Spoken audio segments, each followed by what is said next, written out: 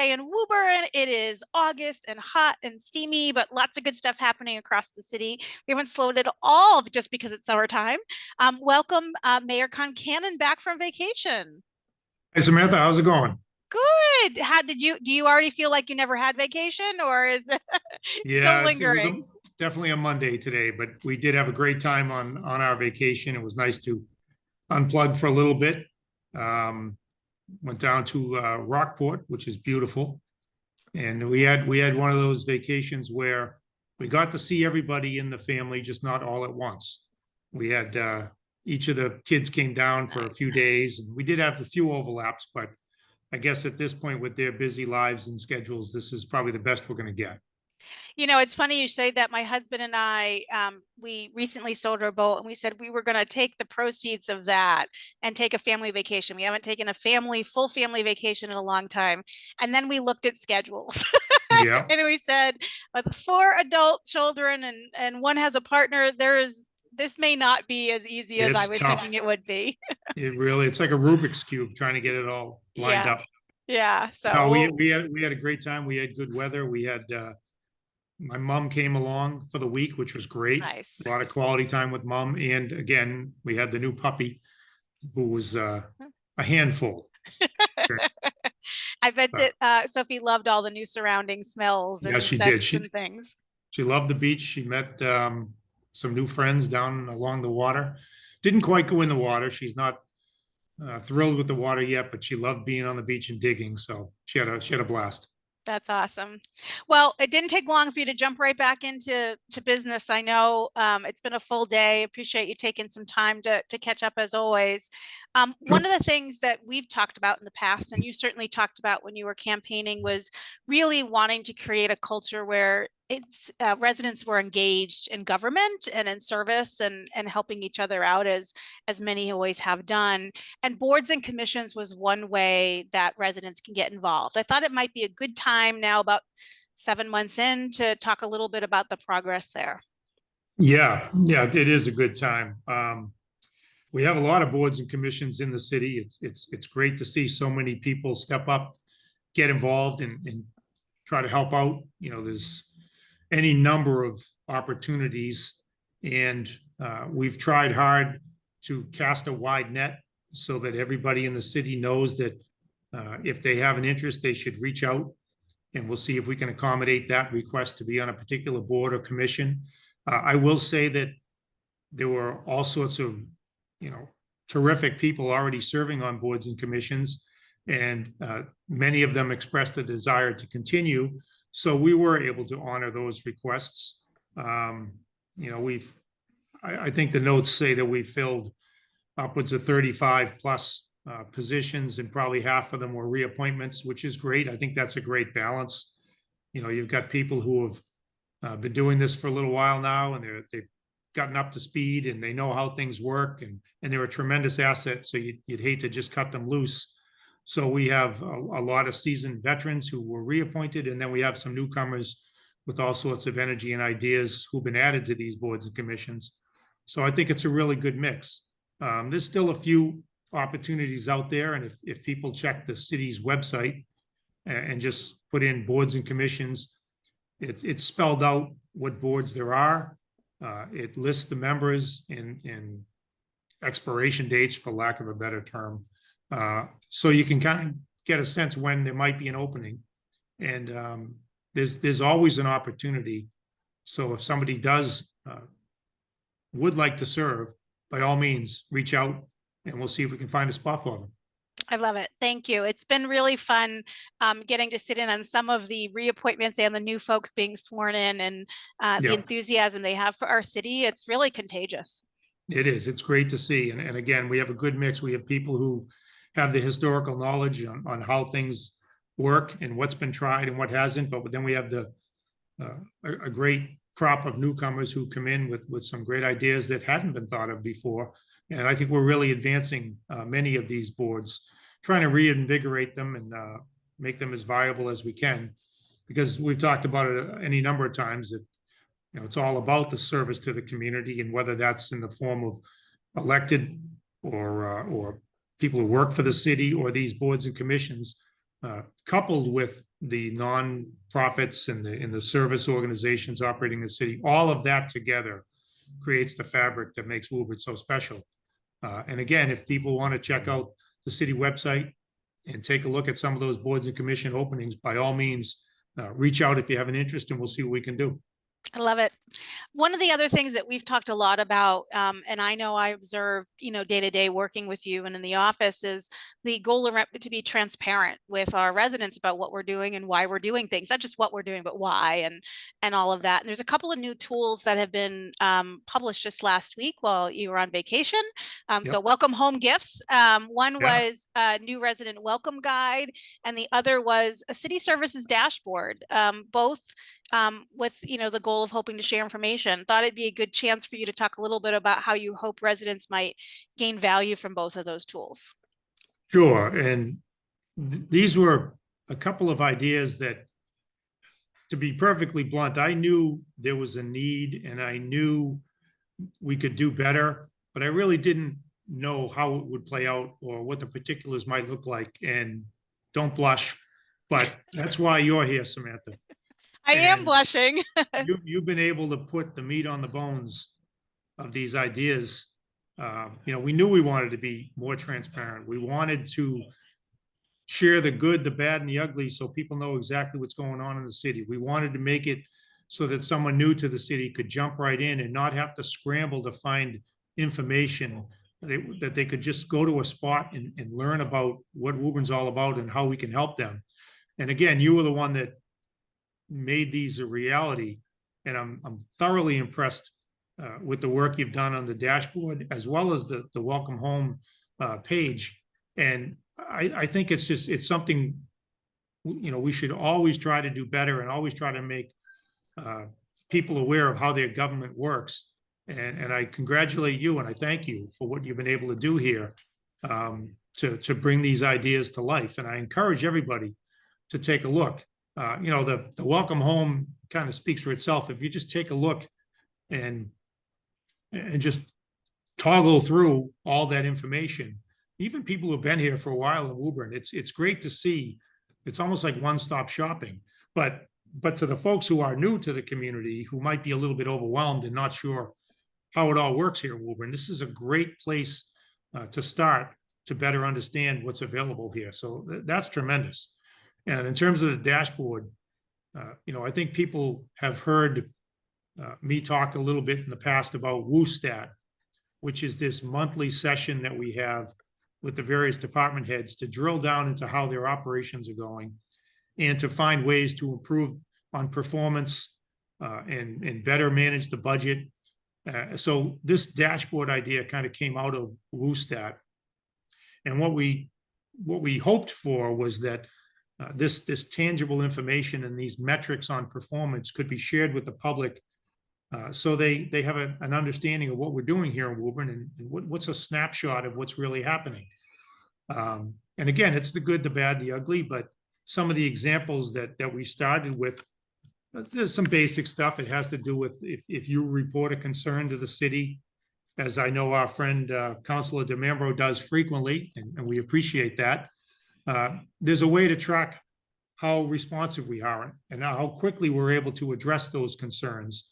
So on this dashboard, you'll see the Q alert metrics on how we do in answering those concerns. Just one example.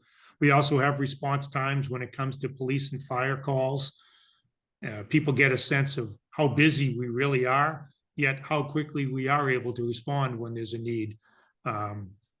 So those dashboard snippets, I would call them, give people a sense of what's happening in the city and how responsive we are. There's also opportunities to improve, and we use the data and the information to do just that, to do better at servicing the needs of the people. And we do pledge to share information. It's not all happy talk. It is what it is.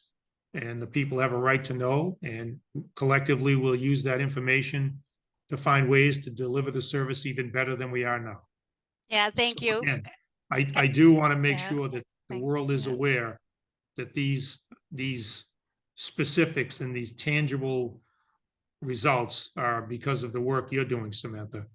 Well, You know, I really am blushing, and I did not expect the conversation to go that way. I will say, I do want to just say that I am proud that we've been able to do those things. But one of the reasons we could do that is you have a team of people who lead these functions who were more than willing to collaborate to create this. And we had an IT team that was happy to help sufficient. And we couldn't do this if they wanted to hide things, right? Like yeah, that wouldn't be possible. So I'm really grateful to work in an environment where people really care that the community is informed, and that they want to share the good work their teams are doing, and also want to show, what the reality is and how much is coming at us, and make sure that the community understands all of that. So I thank them. This wouldn't be possible without everybody's help.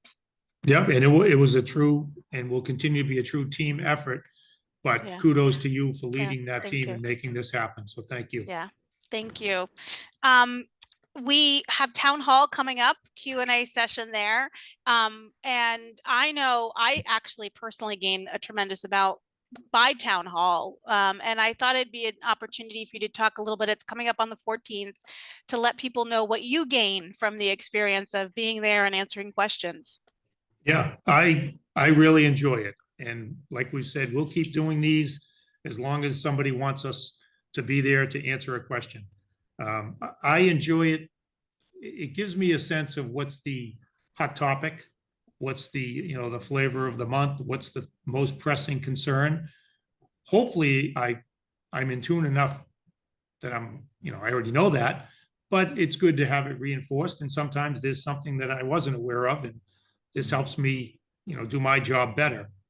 We did pledge to do Q&As and to be available to the public in any number of ways, whether it's walk-ins here in the office or, doing this show today in Woburn, or appearing at council meetings and committee meetings. But this town hall is just one more way for people to have a direct conversation with their government, with their mayor. And fortunately, we have the support of the council and many department heads who also come to these Q&A sessions, and they're available for follow-on discussions on these topics. I just think it's local government at its best. You have the opportunity to walk in the room and ask a question of the people who work for you, and hold them accountable if they're not dealing with the issues the way you'd like them to. Now, we can't solve every problem. And sometimes the answer, unfortunately, is we can't do that thing you'd like us to do. But people have a right to ask the question and get the answer, whether it's the answer they want to hear or not. So I do enjoy doing them, and I look forward to the next one. And hopefully we have a big crowd and a lot of people with a lot of questions, and I'll stay there and answer every question they ask. And we'll just keep doing these for as long as people want us to. I love it. And, one of the things that I've heard people comment on, what they really like, because they do get an answer to a question, which is valuable in and of itself. But what people really like is they get the why the answer is what it is. And you've been really good about sort of sharing pretty openly that with the community. And I think that's the benefit. Most people who attend come is that they're asking questions that probably other people also have. And and we're helping understand why the answer is whatever it may be. Yeah, the why is really important. And this is an opportunity for me to have a face-to-face conversation with the person and share the why. And again, they may not like the outcome, but at least, someone's listened to them, and we've given them an answer, and, they feel like their government is responsive. Yeah, excellent. We have, and you've mentioned this in the past, we will look forward to hiring some additional firefighters in the future. And the one step in doing that is to take the civil service exam, and that's coming up. Yeah, I encourage anybody in the city who has any interest at all in public service to take a look at the civil service website. They do rotating exams for police and fire and corrections and other public service jobs. By all means, check that out. As you said earlier, we have and will continue to look at ways to bolster our public safety, public service staff. It's interesting that the recent additions, the graduates from the fire academy and the recent graduates of the police academy, a lot of that came about as a result of WUSTAT meetings and discussions with the department heads, where we were able to drill down and understand the needs of the department and figure out the most efficient way of meeting those needs. Sometimes you do that by hiring the existing staff on overtime, and other times it makes more sense to add to the staff. And those were lessons that came out of WUSTAT sessions. And, you know, I'm really happy to report that in addition to police and fire and DPW, who have been with us for years now with WUSTAT, our friends at the school department have agreed to join us.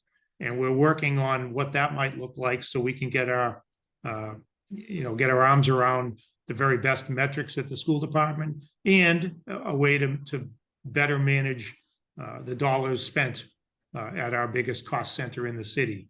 So, you know, that WUSTAT process and that collaborative effort continues to bear fruit in any number of ways. And to your point, you know, we're exploring right now through the use of the WUSTAT data, whether it's the right time to add to our public safety departments.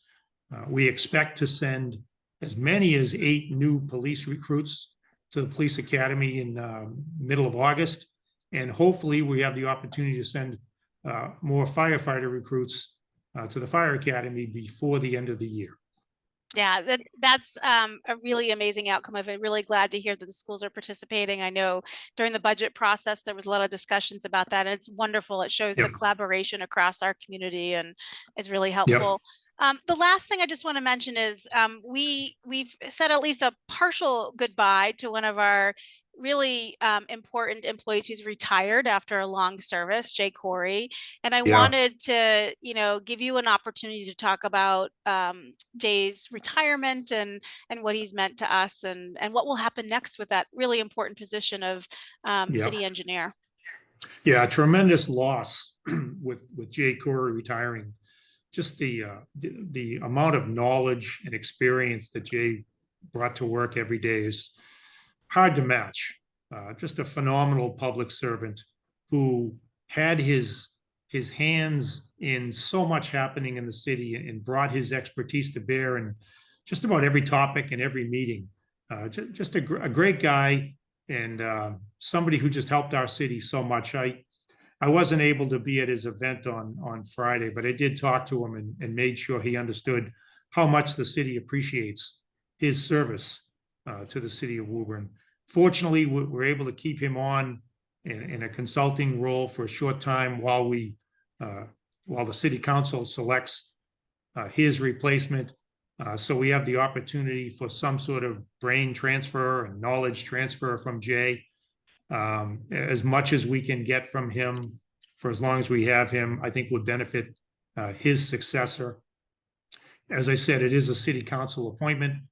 The city engineer position, I know they've begun the process and I know they understand how important that position is. So they'll do their very best to select a replacement who can step in, have that transition with Jay, and then ultimately, you know, hit the ground running and assume all those responsibilities that come with being the city's engineer.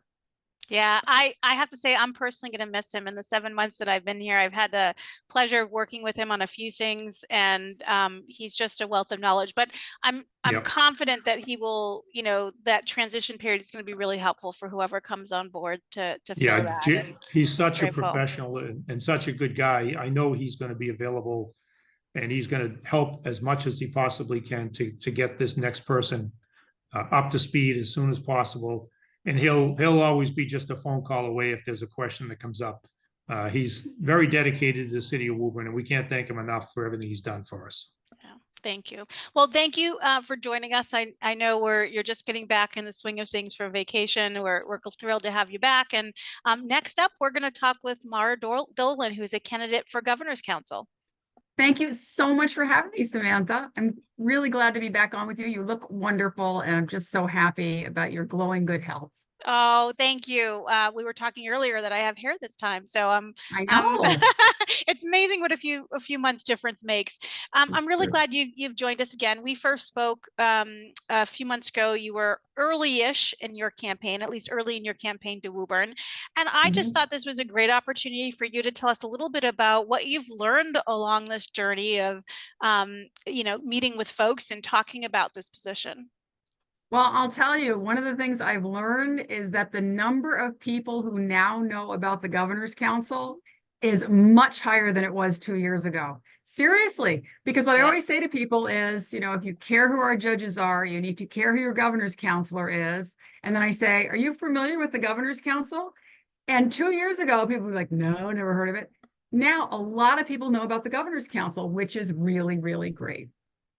Yeah, I will admit when we first spoke the first time, I didn't even know there was, it's sort of embarrassing, but I didn't even know there was a governor's council until then. So I'm really appreciative of the education that this campaign has done for communities because it is an important component to our government.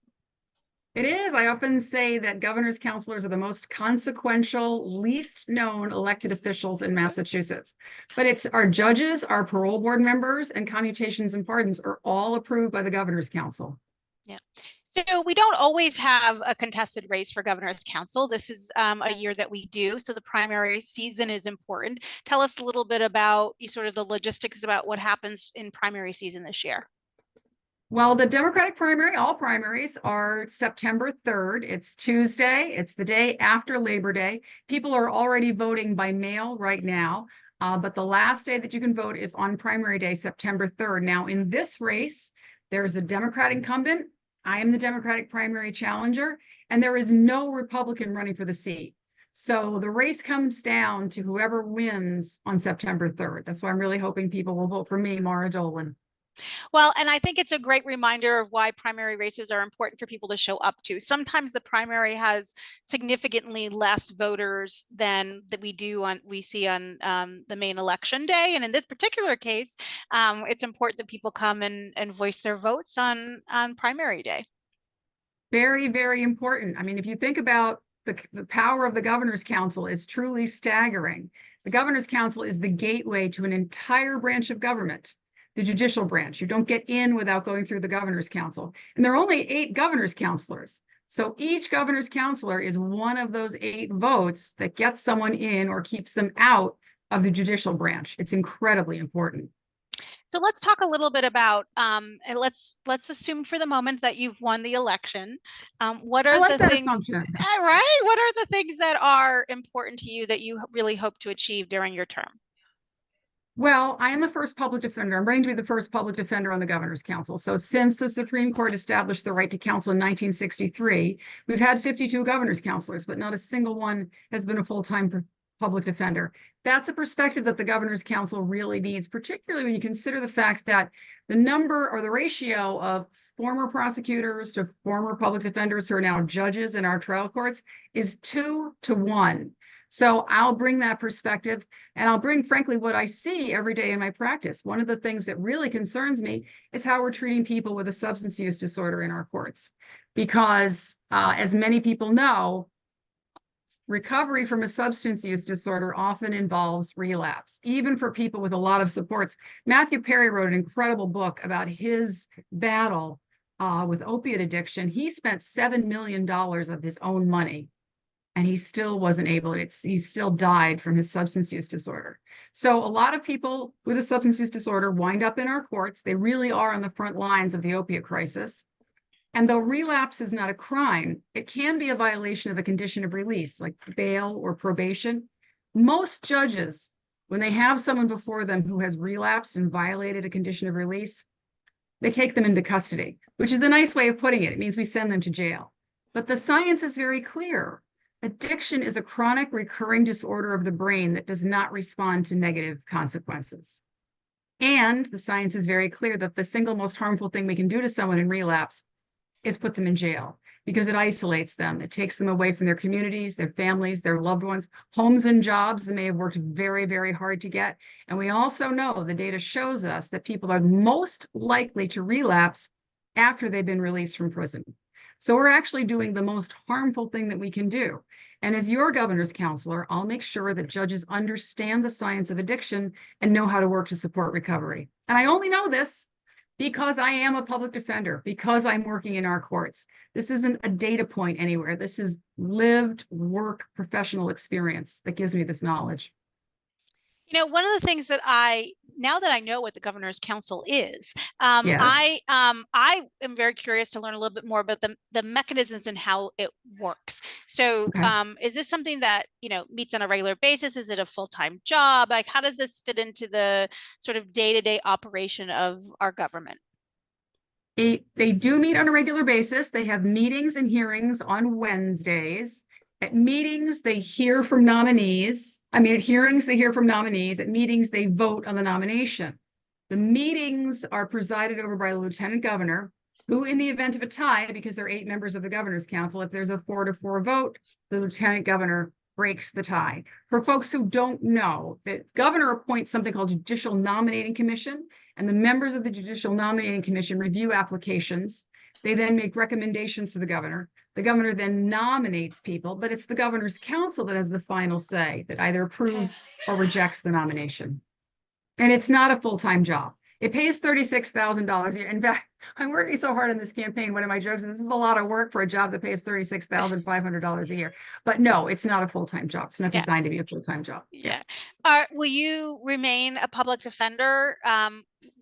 Yes, excellent. Absolutely. And I'll tell you, it's very rewarding work. It's very meaningful, rewarding work. And there are a lot of people who start out as public defenders not thinking that they will continue to do that work, but it's hard to turn away. It's very hard to turn away. So yes, I will continue to do that. Excellent. While we wrap up here, I just want to give you an opportunity to speak to Woburn voters and our community at large and let them know anything you'd like them to know about your candidacy. Well, thank you so much. We have a lot of support in Woburn. I ran 2 years ago. We came this close. We just need to do a little better this year. I'm very proud of the endorsement of your state senator, Cindy Friedman, your state rep, Rich Haggerty, your former state rep, Carol Donovan. And I want folks to know, it's a little embarrassing to say this, but it's true.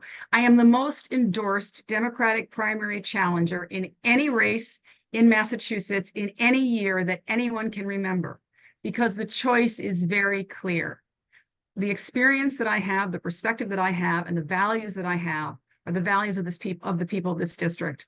And just as the mayor needs to reflect the values of the people of Woburn, and the legislature, the governor need to reflect the values and the will of the people, our judicial branch does as well. And as your governor's counselor, I'll make sure that it does. So I'm asking for your vote for Maura Dolan on or before September 3rd in the Democratic primary. Thank you so much, Samantha. And thank you, Woburn. Thank you for having us, Maura. I'm so grateful to have you chat a little bit about your candidacy. Thank you so much. Excellent. Now, we can't wrap up the show without bringing it back a little bit local again, but I'm really thrilled that City Councilor Lou Dembro is here with us today. And we're going to talk a little bit about all the things that are happening in his ward. Hi, Samantha. Hey, welcome. Look at that. I got it right. Finally, the technology worked for me. Here we go. I love it. It's awesome. You know, we're all still used to these things. As soon as we get used to it, they change the interface and something's not where it used to be. And I have to relearn where to find things again. So we're glad it's all working. One of the things that I wanted to chat with you about real quick was just, you know, thank you. You were at the hazardous waste disposal collection day yesterday. Is it yesterday? Yes.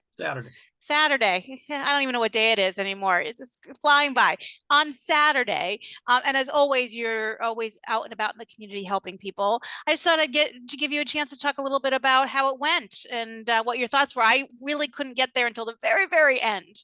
It was a great turnout for Mayor Concannon's Hazardous Waste Day at Woburn High. I would say we had probably that came through the main gate, probably 100, 120 vehicles that came through. Some people came through twice. It's a great event. I mean, people can bring all of their hazmat materials that are under their sink in their garage, in their basement, that they don't know where to bring it. It's a great event. It was a great turnout.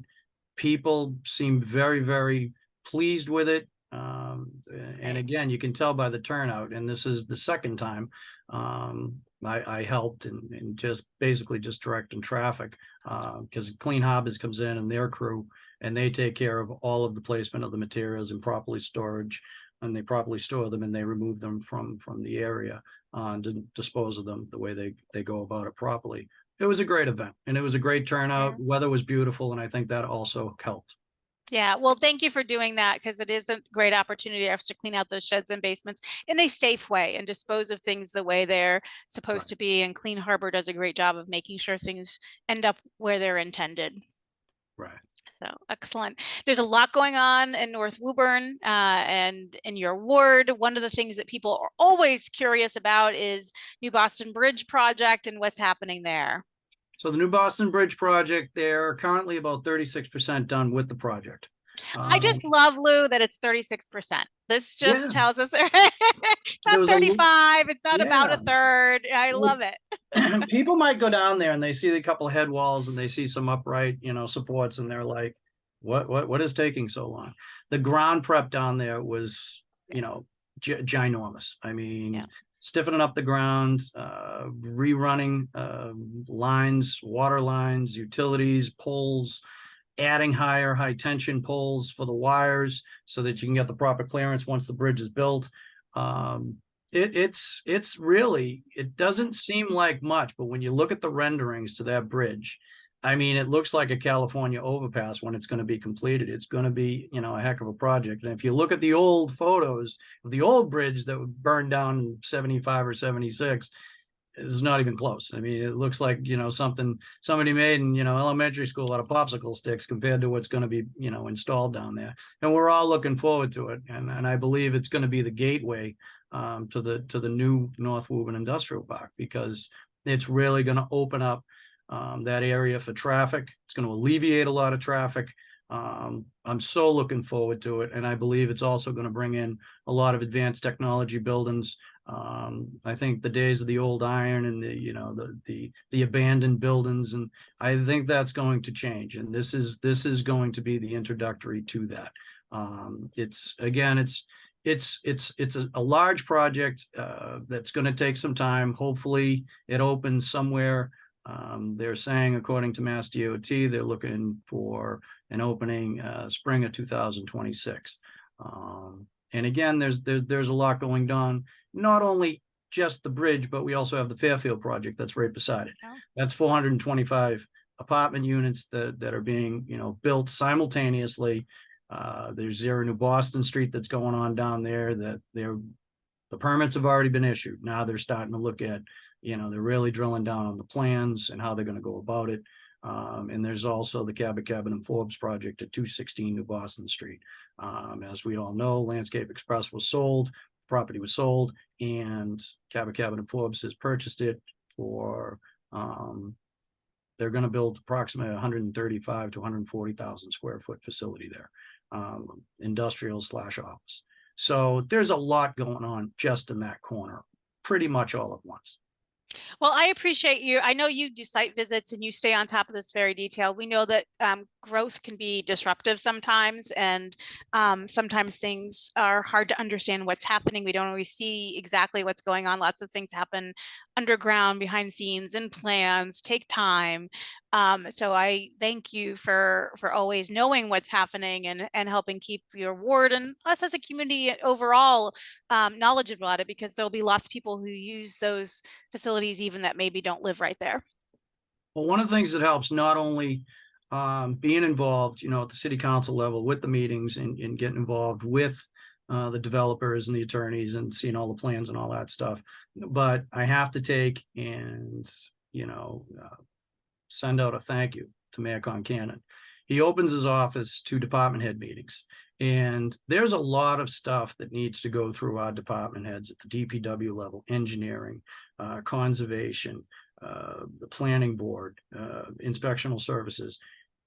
We're there. He opens the door, he lets the city councilors go in, we sit, and not only just sit and listen, but we're active participants, and there's that exchange of information, not only on the contractor developer side, the real estate side, but also internally with our people.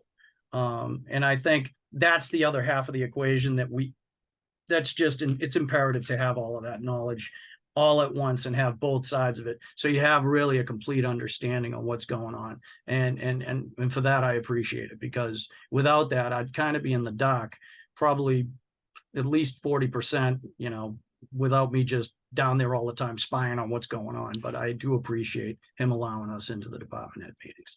Well, we love seeing you around here, and we appreciate it because we know, city council is not the only thing that you have going on, but we can very clearly see your dedication to our community, and we're lucky to have dedicated city councilors like yourself who care enough to ask questions and be there and share feedback with all of us and with our department heads as well. One other thing that's really big and happening in your community is around MBTA communities. We've talked a lot about that in the past, but there is it's on the agenda for this upcoming city council meeting, and I thought it'd be a great opportunity to have you talk a little bit about what residents might expect at that meeting. So the MBTA community housing, the MBTA 3A community housing, I should say, it's in the overlay district. It looks like it's going to be what was proposed by the city was the northeast side of the railroad tracks of Anderson Station, pretty much from the southerly parking lot to Presidential Way, approximately 56 acres. We've proposed that for the MBTA 3 housing. The state has pretty much said to us they would expect apartments to be built in roughly 2,631. That was the figure that they came in with us. We are working with the state in conjunction with outside consultation on trying to at least accommodate the area that they are asking for. As of right now, there's no talk of any apartments to be built down there. So we were just told, just, give us cordon off an area. And that's the area that's under question. The meeting will be tomorrow night, August 6th at the city council. They will propose the MBTA 3A overlay proposal. There'll also be the outside counsel, consultant rather. Jeff Davis will be there in attendance, as well as our planning board director, John Cashel. It is an open public meeting if the public would like to come out and speak. There'll also be a planning board meeting on that exact subject again next Tuesday, August 13th for the planning board. John Cashel will be heading up that meeting. But again, tomorrow night's meeting will probably be a lot of city councilors asking questions, a lot of back and forth, trying to get down the nitty gritty on, what's what and what's to be expected and what we can expect. And again, the public, if they have any questions, comments, or concerns, by all means, please come down. Excellent. Before I let you go, as we wrap up in the next couple minutes, anything else that's happening in Ward 6 that you'd like to give an update on and let us know overall what's going on? Those are two big things. No, well, there is a lot of business. We have, approximately, I would say probably, 40% of the ward is in, an industrial park. So there's a lot going on. There's a lot of, development. There's a lot of, back and forth. With trying to bring new companies into Woburn. Again, advanced technologies, that's the wave of the future. We can hear it. We're hearing it loud and clear. There's also a lot of new development, land scarce. So there's a lot of older homes that are 100+ years old that are being sold and they're being raised to build these newer more energy efficient homes. So it's it's an exciting time. I call it the 50-year flip for North Woburn, and as well as with that, we've got a lot of road projects going on up in North Woburn. We got the intersection at Main and School Street that will be done probably within the next month or so. They'll be probably breaking ground sooner than later. We also have ongoing planning for the intersection at Merrimack and School Street, transitioning that from a dogleg type intersection to a perpendicular intersection.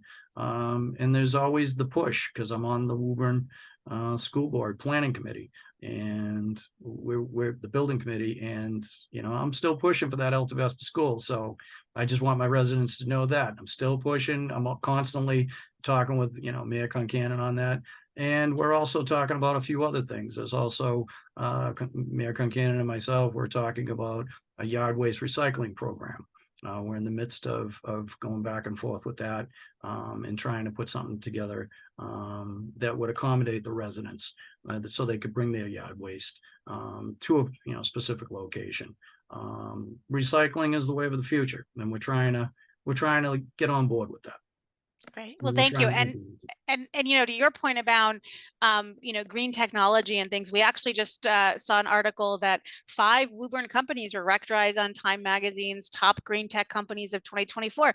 That's a lot of companies for a city like Woburn, and those companies were in good company with the others named on there. We're really fortunate to see people be investing in our community and creating great jobs I right here have in to Woburn. say, I understand a lot of the residents complain about the traffic, and I've been here my whole life, 3rd generation. And yeah, traffic, it's up there, but they have to understand Woburn's, it's the location.